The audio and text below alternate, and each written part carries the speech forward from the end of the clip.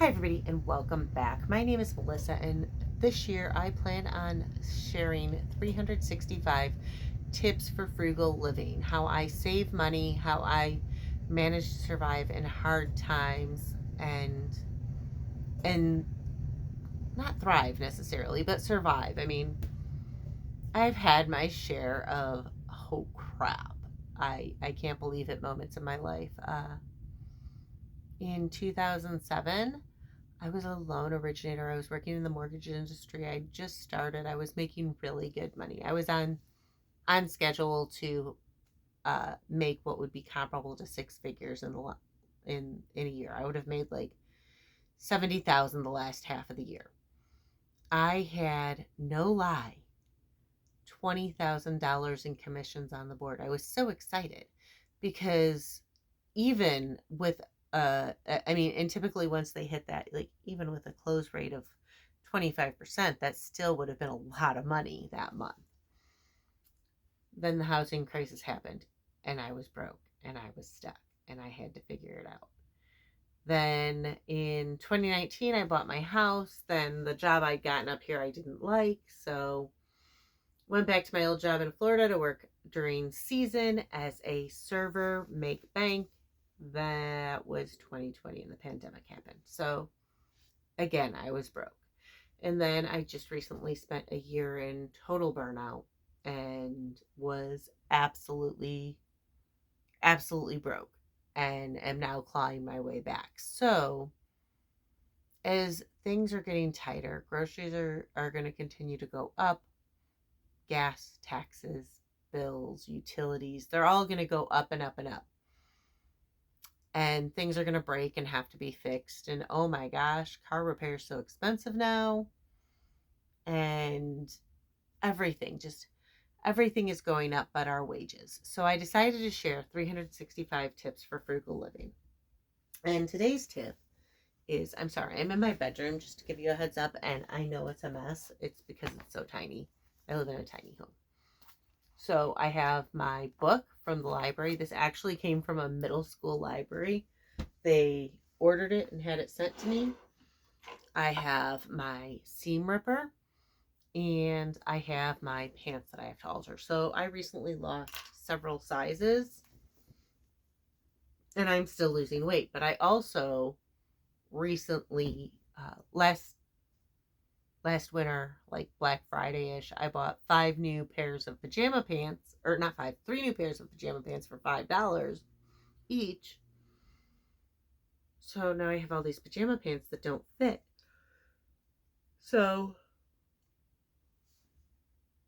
I'm going to alter a few this year and then save a few for next year when I lose more weight and alter them that because the elastic unfortunately is like sewn in to the thing.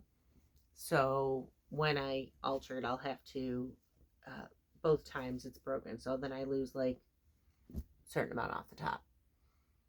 But anyways, I digress. So I had a pair of pajama pants, same style, same brand, everything, just different design.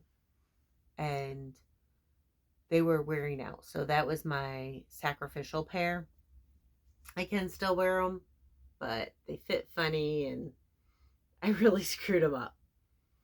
So then on the next pair, I had learned that I need to do things differently. I mean, there was a learning curve. I didn't realize that when you sew or when you're using elastic, you have to make sure like you want it to be a little tight around your waist. You don't want to just like do it loose like you would a measuring tape. You want it to like be fitted and then pull a little bit so that like pull like an extra inch or something so that when it goes back to its normal state there's enough space. And then when you're sewing it, you need to stretch the elastic again so it goes along with the fabric. So sorry. There definitely was a learning curve. I have very little sewing experience. I am old enough that I took home ec. I sewed a glasses case for glasses I didn't own or wear. And I sewed awful, ugly, hot pink duffel bag with these like round sides, and it was absolutely terrible. Uh Honestly, they weren't that great. It was the early 90s, so I mean, neons were kind of on their way out anyways. I don't know though. We still had like the color changing shirts and stuff, so anyways, I digress. And then my mom can really sew. I feel like that's kind of the generation where we started losing all of these skills. My mom can sew and was originally going to school to be a fashion designer before she got pregnant with me. Interesting story. When I was little,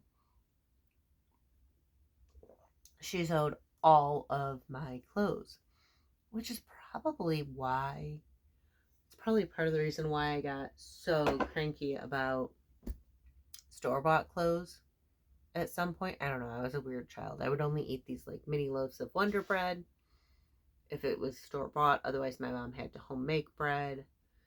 Uh, I would only wear certain things. But, anyways, I digress again. See, I am so easy to get distracted. But I'm not going to show you how I sew because honestly, I am not a instructional sewing video. I'm here to give you tips and tricks.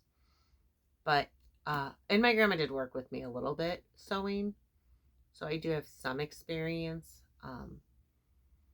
But pretty much it was a learning curve. The equipment to learn to sew is pretty cheap. Seam ripper is $1. Needle is like $1 for a package of a bunch of them. And then what else? Seam ripper, needle. Oh, and pins is $1 or two for like 50 to 100 pins, and you obviously reuse them over and over again. Though I am gonna switch to clips because I keep on poking myself.